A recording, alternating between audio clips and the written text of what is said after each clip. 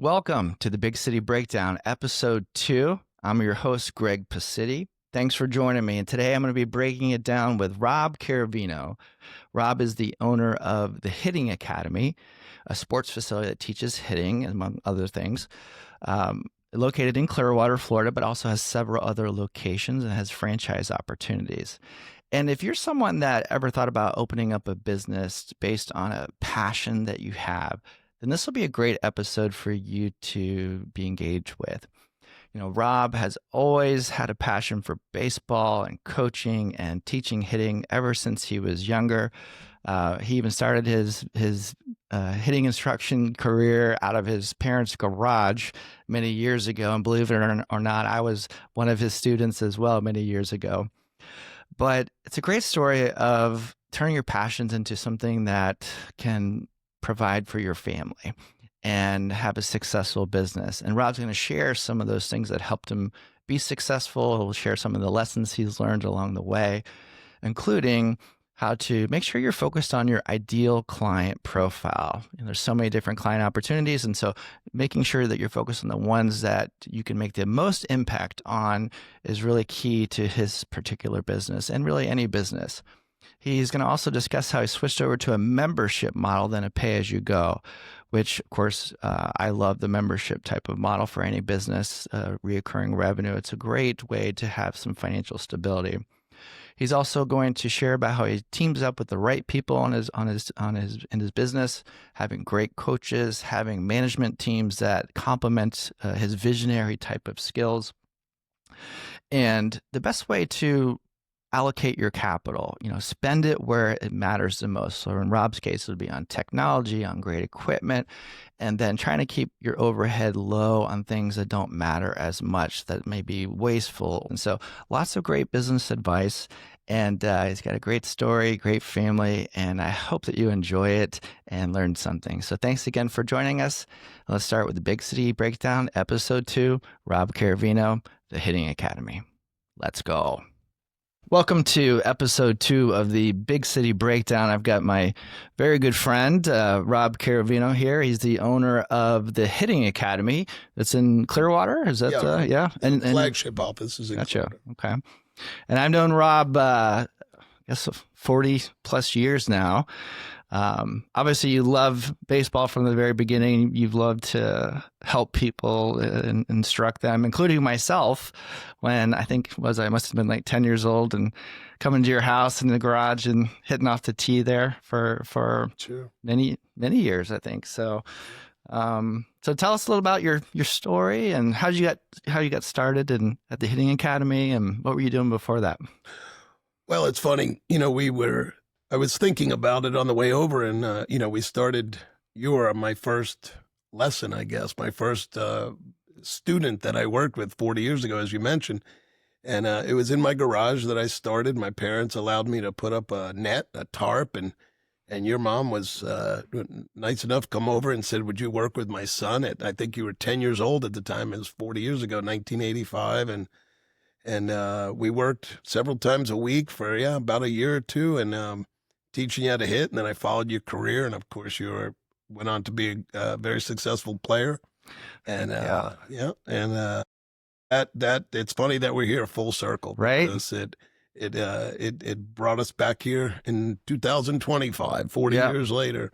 And who would have thought it then? But I always think baseball is such a great metaphor for life and business. I mean, I always try to hire athletes. You just get that mindset of competition and winning, and it just relates so much to small business, putting the work in behind the scenes, as well as just being competitive out there. So I think it shows how sports, brings you back full circle, and it really, you don't lose those relationships. And you had a successful baseball career, and then also a coaching career too, right? And you coached a lot in the local area. I did. Mm-hmm. I started out, as you remember, at Seminole Little League, and then always enjoyed, working with young hitters, seeing, guys improve, kids get confidence, and things that you went through. I've had the pleasure of doing that with thousands of players over the years, but Coaching high school, still coaching high school. Still, I'm the hitting coach over at Calvary Christian, Okay. and I work with the hitters there. And Greg Olson is the coach who I coached at Countryside High School back in 1994 to 98. Oh, you were his coach. He was a player. Yeah, he was a player. That was the first job that I had as a baseball coach. And he went on to success. And then he ended up coaching Seminole High School, where you went, and where I coached in 2017, 18, 19. And so I followed him do, and it's nice to be the assistant coach. He makes all the big calls. And Yeah.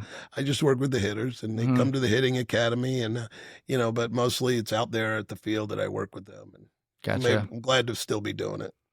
So tell me a little bit about your business. And so I know there's, little league, or just even baseball in general is it's certainly changed since I was younger.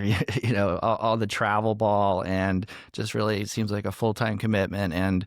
And we were just talking how everybody's throwing harder, hitting farther. Like there's a lot of training that goes into it. And so is that how you started, with like just seeing that as an opportunity? Yeah, I would say that we started with the most, raw teaching tools, just a bat, a ball, and a tee, and now we have hit tracks, and we have a lot of different ways of metrics. We have a Vision One, which is V1 photography, which is like 10,000 frames a second. We have them in our cages there at the Hitting Academy, so that when a hitter hits, we don't just tell him, hey, did you feel that? But he can actually see it on the TV. So we have multiple TVs around, and we slow it down for them because we feel like there's a lot of learners that they different ways to learn. And over the years, I've understood that baseball has fallen a little bit like golf instruction. Mm-hmm. For some reason, golf's been ahead of baseball over the years with their instruction. So I've tried to follow their lead. And high-speed cameras is one of their things that they use in teaching. So I said, well, why can't we do it with baseball? And we brought the cameras in, and all of our lessons are digital motion, something we're either looking at big leaguers or we're looking at their swing on the TV to teach them so that they can learn. Because, yes, the pitching has gotten some people would say it hasn't gotten better. I would say the fastballs are definitely faster. Yeah. And the curveballs are definitely curving more. Right. And there's even fourth and fifth pitches that some guys have. So I look at it like compared to boxing. Back in the day, a guy threw a jab and he would throw a punch. Today we have MMA fighters that, can do crazy things. So it's kind of like we've got to be prepared for different pitches. So we've got to make the hitters even a little bit better, I think, maybe than back in the day where they were worried about fastball, breaking ball. Now they got to worry about sliders and changeups and backup pitches, and guys are making the ball move differently.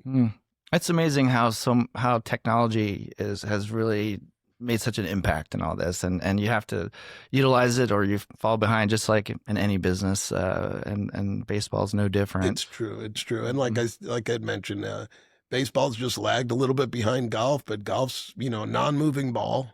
So they're able to focus more on the swing, where we have to be adjustable to the ball as a hitter, as you know. And it makes it a little bit more difficult to teach it. But, we've come a long way the last 10 years. When I say we, baseball instructors and helping kids get better, we can do more in a short amount of time to make them improve and give them more confidence out on the field. What's the age ranges that come to your academy? We start at 6 years old, and we find that the heart of our business is probably around 9 or 10-year-olds. Usually by the time they're in high school, they're training at their high school, so they don't find that they need a facility as much, and there's not as many. So from a business standpoint, we found it a lot more advantageous to go after the 6 to 12-year-old market and help those kids. The older ones will come and they will go. But if somebody was going to open a business, and everybody wants to work with the high school or the pro or the college player, but to really generate dollars, it's about that middle age group. That 6 to 12-year-old is the heart of our business. And we've been open since 2007 at that one location. And I would say that some of those 9-year-olds now are bringing their kids back. You got to remember, they're 18 years ago. So yeah, They're starting to bring their young ones Wow. into us. So That's good. interesting. So is it the model, is it a, like, do you have like a monthly membership model, or, and then also like a drop-in? How's that work? Is it like, We a do. gym? We try to offer Mhm. everybody, something. Everybody's schedule's a little bit Mhm. different. We were one of the first ones to come up with the membership model, I believe, back in 2008. A friend of mine, he owned Lifestyle Gyms at the time, and he talked to me about starting a membership model. And I said, you can't do that in baseball. It's not going to work. And then he said, well, you need to figure out how it can work. So we started offering time in the cages combined with an hour lessons. Um, it's been a blessing. We do private lessons, about 30 to 40 a day, which is a big number. They're half-hour lessons, and we have 4 coaches around the clock, including myself, that work with the kids. And like I said, everyone has digital emotion, some kind of video analysis, whether we're breaking down their swing or big leaguer swing. Okay. How many people are employed by you? Well, I would be remiss to not talk about our general manager, Pete Kotz. He's been with me since 2007. He saw the vision that I had. I use the analogy that I feel like when I signed the lease, the original lease, I felt like I just bought a big ship. And I said, I need a first mate. I need Yeah. somebody to do all the work as I'm trying to drive this boat. And he bought in, and he's still with me today. I just was on the phone with him this morning. We talk daily. And without Pete, our general manager, I don't think that we would be in the position we are today. But we've franchised the business back in 2010, and it's been great ever since. And so there's the 2 other locations. Are those franchises, or are they part of yours? Yeah. So originally we franchised out to Brandon. They've done a fabulous job there. That's a great location, 17,000 square feet. And we just opened in Ocala 2 years ago, and they're doing a great job out there. And we've got another group that's coming in Lakeland. Okay. And they're looking to take space there. So with the franchise, obviously, you're just showing them the blueprint of what to do, how to do it. Does everybody do things essentially the same, or is there leeway? Just like any franchise, we try to give them business in a box. We help them build it. I have a background in construction, as you know, so I can go into a building and help them, and look at it, the best way to lay it out. And then to maximize the space is very important, because every square foot is whether or not, you're going to survive in this business. And it's very difficult. So it's important to make sure that every square foot is generating dollars throughout the course of the year for you to maximize it. We've had a lot of people that have opened and a lot of people that have closed in 18 years. I joke around that if I had everybody sign that had opened and closed, I wouldn't have to paint the walls ever again. Yeah. There's a lot of businesses that they think that it's easy, and it's really not. Correct, right. It's a lot of phone calls. It's a lot of personal contact. Biggest reason we're successful still after 18 years is word of mouth. People tell other people, starting with your family back way back when, and they would tell some people, and it just kept going. And that's how I know that we've built the reputation as somebody that can help. The Hitting Academy that's where they go if they've got kids that want to get better. And how when did the technology start coming in? Like, with the new technology that you're speaking of, when did that start? I would say that I started bringing it in earlier than most. I was first set of cameras, as I said, was from a golf store. But about 10 years ago is when HitTrax really started getting popular. And HitTrax is a monitor that gives you ball exit speed and launch angle and the things that we hear about today. And I think I know it's made our lessons a lot better. I know it's made the hitters a lot better.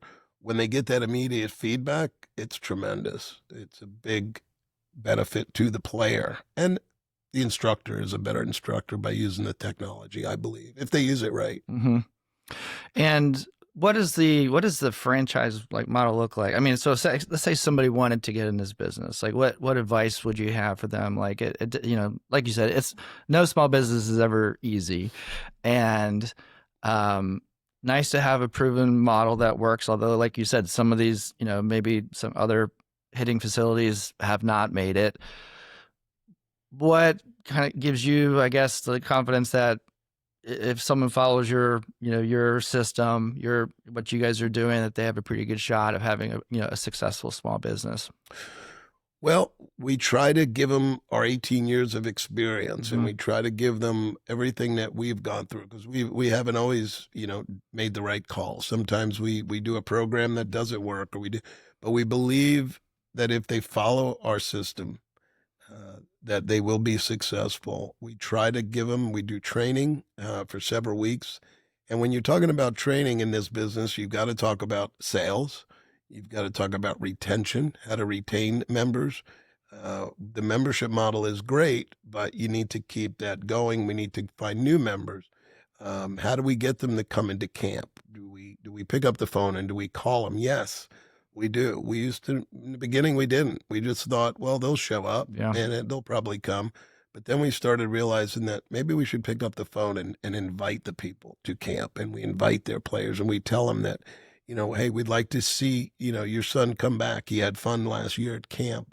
Our camps are phenomenal. We have 10 weeks of summer camp, and we take 50 kids. I say kids because they're 6 to 12 years old.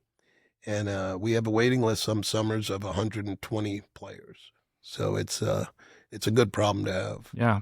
What would be like someone that would be, you think, do they have to be pretty basic, like a coach themselves, do you think, to like really be successful in the franchise model? Like, what does it take to, I guess, get started? And one is, what the type of people, so maybe sales but sports minded. How many coaches? Do you have 4 coaches? So we have 4 full-time coaches. It's really based on the need. For example, today we had camp because the kids were out of school. So we had 4 coaches there, Okay. plus Pete kind of runs them over in Clearwater. And we had 55 players there, so we needed the 4 coaches for the camp. But on a regular basis, yes, we have 4. And to answer your question, what type of person, it really just needs to be somebody who, if they love baseball, it helps. I would be remiss to say that anybody could do it. They have to have somewhat of a background, I believe. It helps because of the contacts that you have when you're in the game, and your kids maybe are in the game in the local little league. Those are the things that help. But if somebody just wants to have a successful business, and they can understand how to communicate with families, and they understand that these kids, these young players, are what's going to be it's going to be the bread and butter of your business. You make sure that you take care of those families, and you take care of them because they have cousins and brothers and neighbors, and that's what we do. We really do. We truly care about the kids. We let them know. We call them. We follow up with them. We don't have teams for a reason. Teams can cause the business to change a lot because there's a lot of travel teams out there. We would rather have 3 or 4 kids off every travel team than have 1 or 2, because eventually those teams, it's hard to sustain that. And back when I had my son's teams, yes, we had a team or 2. But to run a program like that, they fill up your facility, and it's hard to have multiple teams and individual clients that are paid a monthly, whether it's $200, $100, $300, depending on the package that they have, the membership they have. You want to give them the access to the cages without having to have 10 cages, because they stay empty a lot. Can you start smaller? Did you start smaller then expand, or is it better just to start with something? Our original store was actually on 590 in a old beat up cage with no air conditioning. But when we opened the Hitting Academy in 2007, it was a 5,000 square foot building. We did have updated air conditioning, so that was nice. People appreciate that. To this day, they appreciate being in the air. Especially in Florida. Oh, yeah, in Florida. And just having the air conditioning there for us is nice. And get out of the heat and the bugs and the rain and all that. So being indoors is nice. Being air conditioned is super nice. And, we expanded. We went out into the side to the north a little bit. So now we have indoor at Clearwater, 6,700 square feet. And outdoors, we have about an 80 by 90 area that's netted and lighted. Mhm. And we do a lot of outdoor training out there, camps out there. So that allows us to have our 50 kids at camp.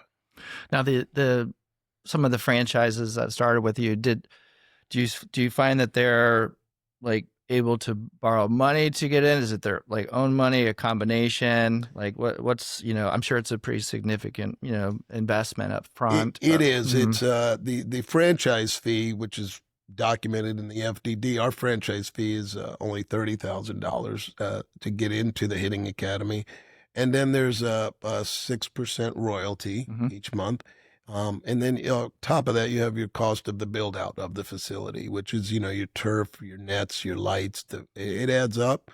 And we did one in Houston, Texas, and spent close to 700,000. That was a big, super nice facility. Don't need to spend that much.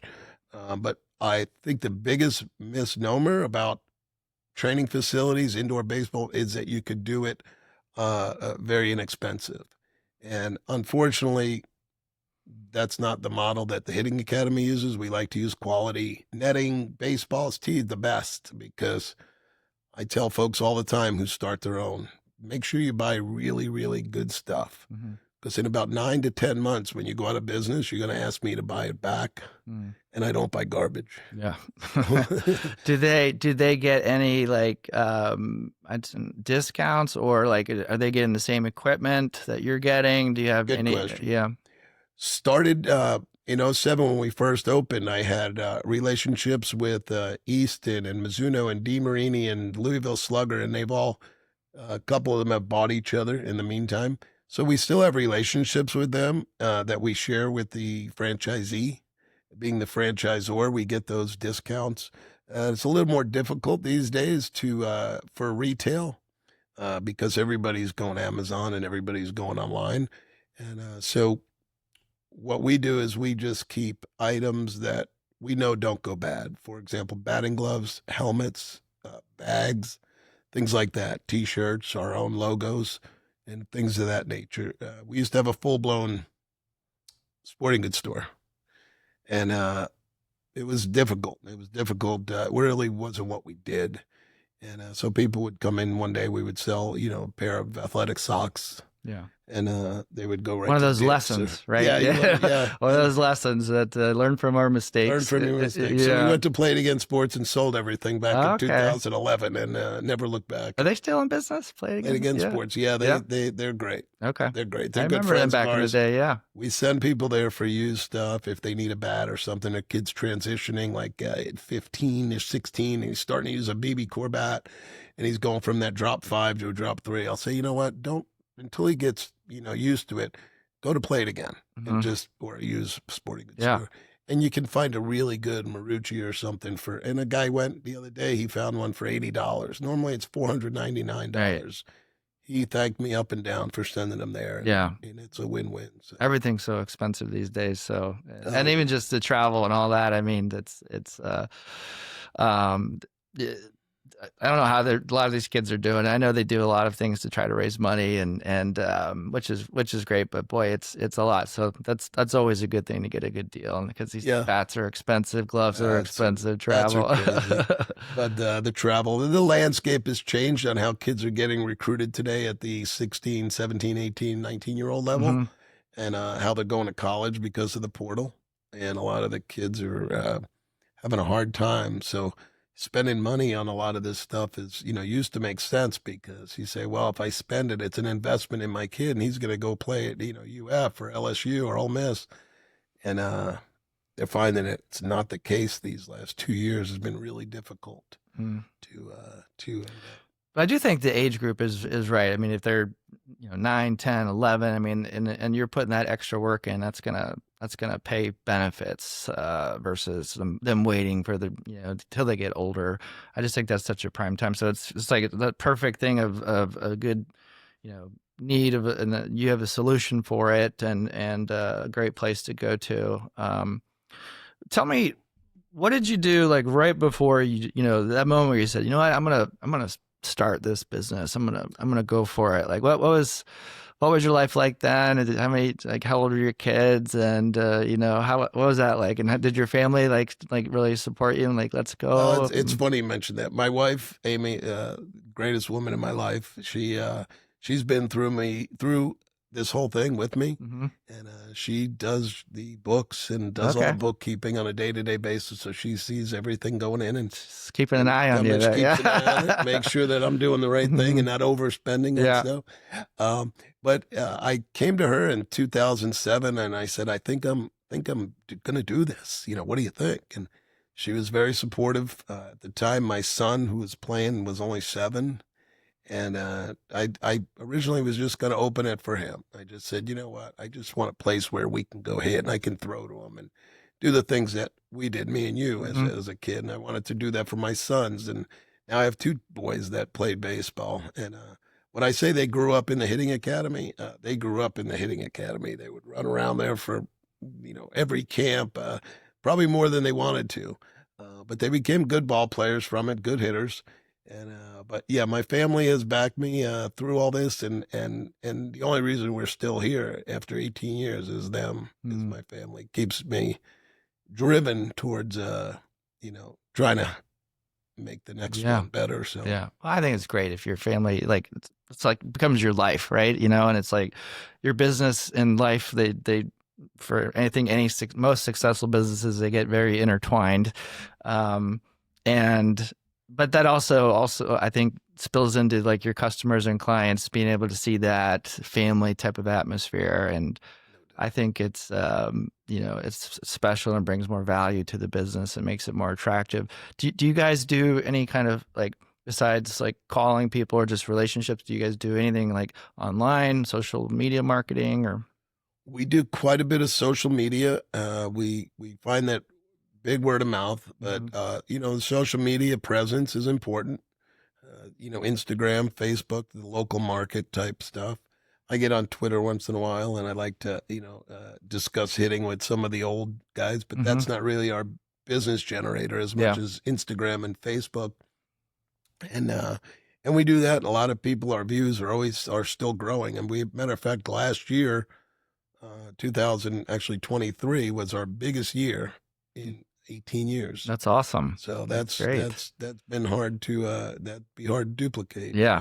keep going. So Well, what do you think like when did you start like, I guess like breaking even for like, your costs of running things? Like is there a certain number of memberships you need to have? Like do you got to where you got over the hump and you're like, all right, this is gonna work.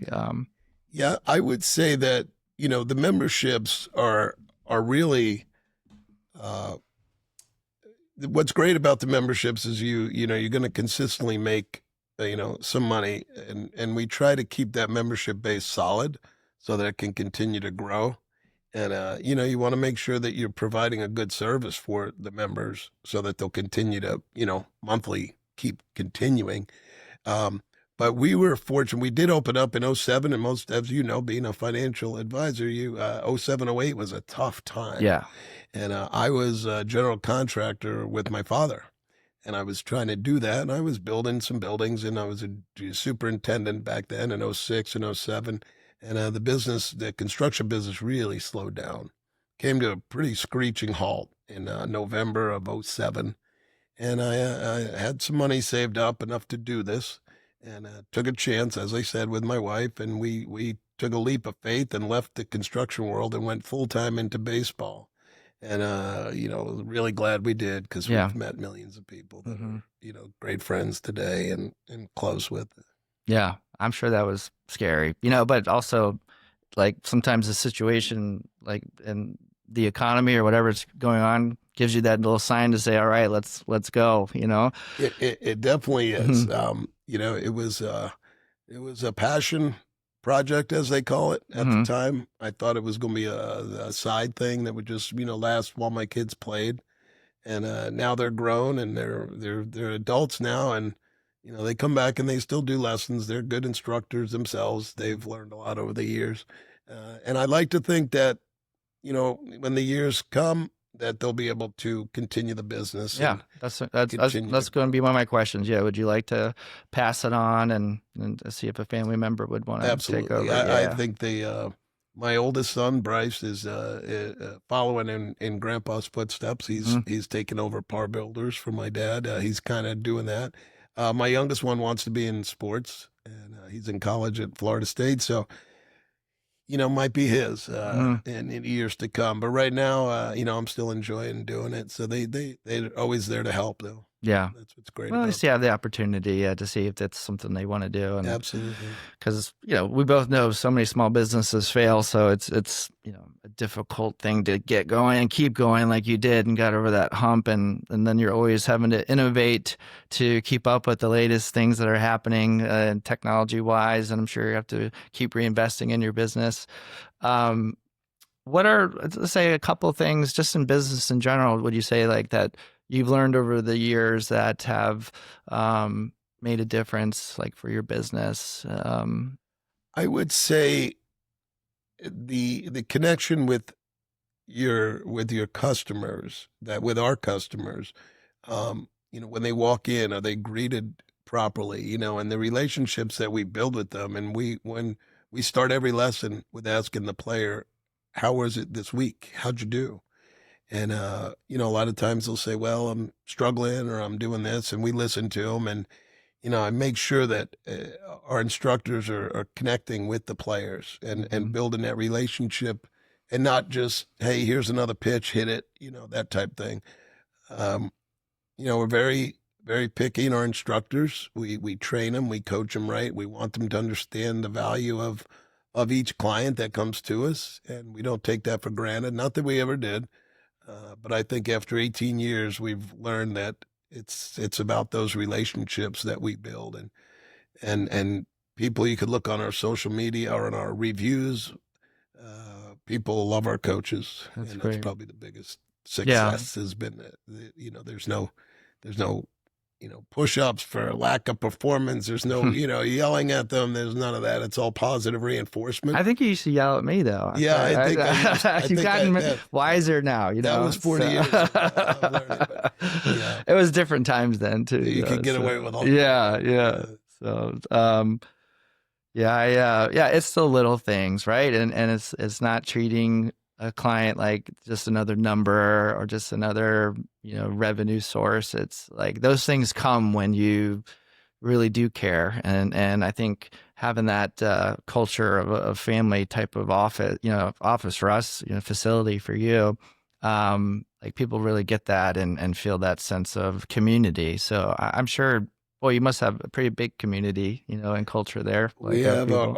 our email database has gotten larger over the years Yeah. because families, like I say, they come through. They don't stay, clients forever, but they do Hmm. they do stay in relationships with us. Their kids might be And their done kids playing, come, right? then Yeah. their grandkids are coming through, and we're seeing a lot of that. But just like any business, it's about relationships, and not enough people pick up that phone and either text or call that family. We do that, and that means a lot to people. They say, "Oh, you thought about my son for your camp? Well, then put him in there. Let's get him in there for a week. He loves it." Yeah. And I think we would that call goes a that long old way. school, right? Yeah, Old it's school, very picking up old the school. phone. It is. Yeah, people look at the phone now. I'm not doing Yeah. it. But we try to get our franchisees to do that because we know that the reason why we're successful is we do that. Hmm. Clearwater Yeah. and Brandon is starting to do it, and they see a big result. And Cal is starting to do it, and everybody that does it. So is your goal, let's say, over the next 3 to 5 years, do you have any goals that you're going after, like either just for your own facility or from the franchise perspective? I've opened up a few franchises, and sometimes the ones that I have suffer a little bit when we start to do too many. At one time, we had 5 locations at Houston and Brandon and Tampa and a couple others, and it was hard for me to be really great at each one Hmm. and oversee it. So we had a guy come in and bought the franchise in Brandon, and he's done a phenomenal job in that area. Anybody in Brandon knows about the Hitting Academy. He's got 17,000 square feet there, Wow. and he's been there, I believe, since like 2017 or 18, and he's done a great job. He's really increased the enrollment, and it's because he cares, and he's doing, what we set out to do, and that was reach those families and take care of them. Well, I think that a lot of small business owners, like maybe initially, especially if we're a little younger, we're like, oh, we want to be the biggest and grow. And then you get to a point where you're like, life, family, balance, all that matters. And having a successful business doesn't mean you have to be the biggest anymore. But it's like you have a business that provides you financial security. You love it. It's part of your life and can be passed on to your kids. But gives you time, right? Which I think the older we get, we start realizing how important that is, right? Value of time, yeah. So, what started out, my brother, who was a very successful plastic surgeon, Mike, and knew Mike, and he helped to start the Hitting Academy back in 2006, the year before, and he was smarter than me, and he said, you know what, you should build it on the busiest street you can find, and keep it as small as you can so that you can handle the overhead and you can make it work. And my first inclination was, like you said, make it bigger. Let's find 30,000 square feet. And I tell people all the time, you don't need 30,000 square feet to do it right. You got to find the right square footage. Sometimes there's private lesson cages, sometimes there isn't. It really depends on the market. And if I'm good at one thing, it's reading that market or a market and deciding what the best model for that to capture the revenue is. Sometimes it's no private lessons. Sometimes it's a lot of private lessons. It all depends. Is the rent or the mortgage, is that one of the higher expenses that you have to overcome, or is it more staff? I think being a service industry, we're finding that it's to do it right. Your labor has to be higher.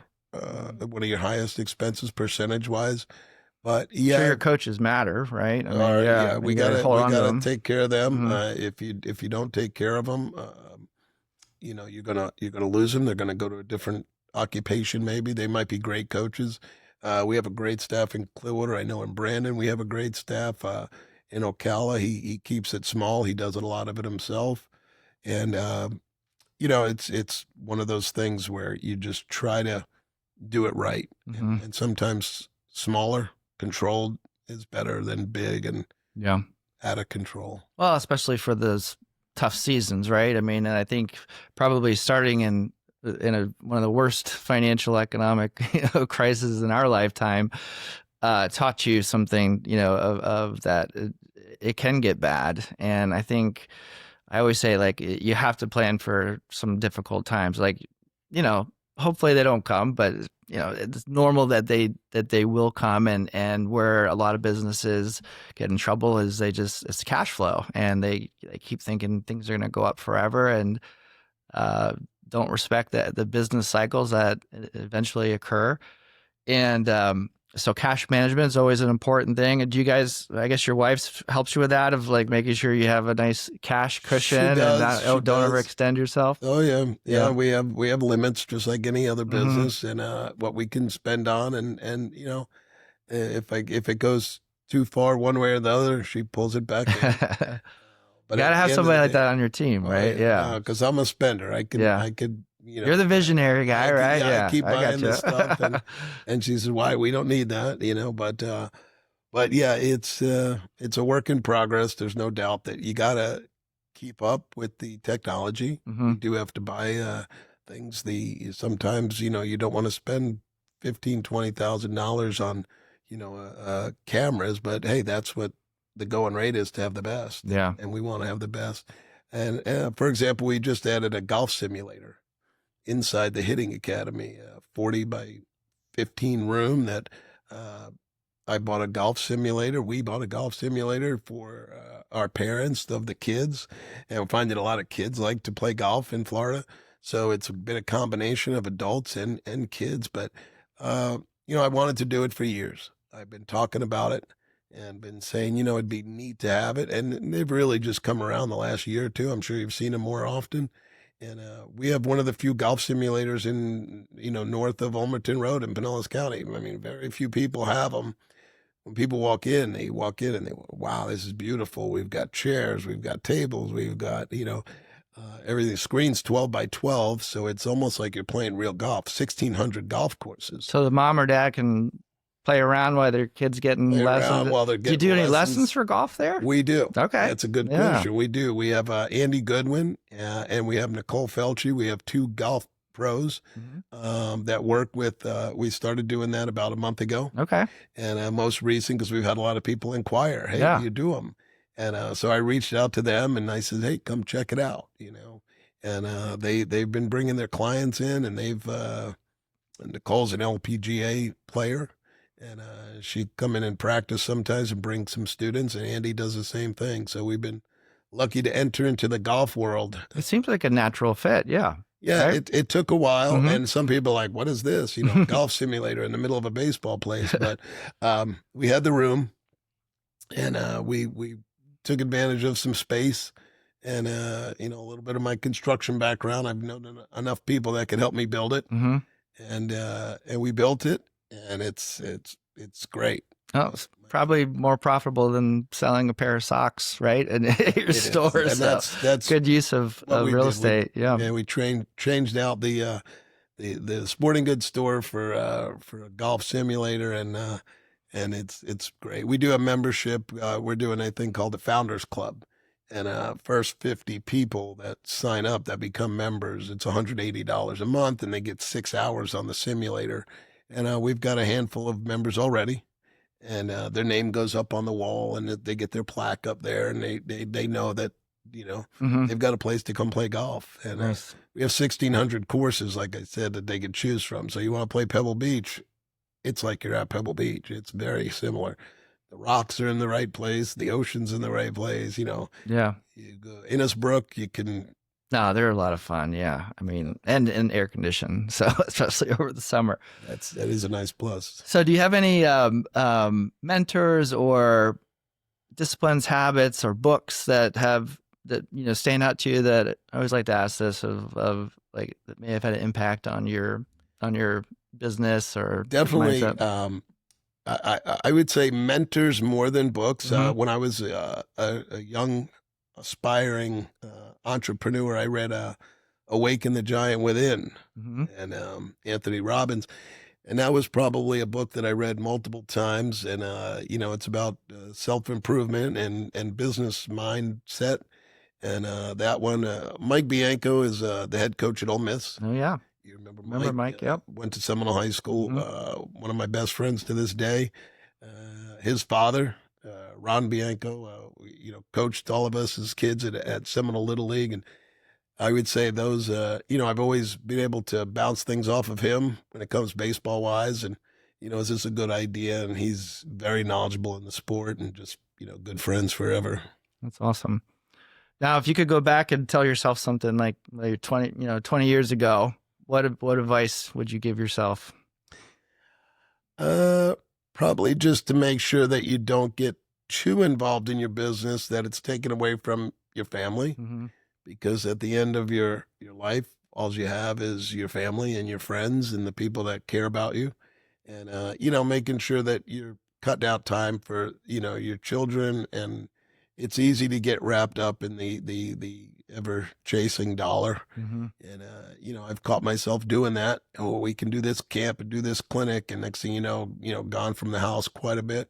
When the kids were younger, we did a lot of baseball travel and around the state. And sometimes you got to leave half the family at home. And so, those days are behind us. Everybody in my house is older now. So we're not doing that as much, and just taking advantage of the time that you have. As you said before, the value of, your time is huge. So Yeah. put a big value on that. I think most of us could tell our younger selves to slow it down a little bit and enjoy the moment a little bit more. Sure. But I really appreciate you coming on. Where is your academy at? Well, the Clearwater location is kind of across from the Phillies. A lot of people have driven by that. Maybe they've seen our sign on US 19 Okay. in Clearwater, North Clearwater, just south of Countryside Mall, about a mile. Our Brandon location is on Kingsway and Windhorse. That's in a shopping center. across from the Publix there. And then the Ocala location is right on Baseline Road in Ocala, and that one's been open for about 3 years, 2.5 years, and starting to do well. And so those are the different locations that we have. The Clearwater one is the one that I work out because I live around the corner, so I do most of my lessons there. Okay.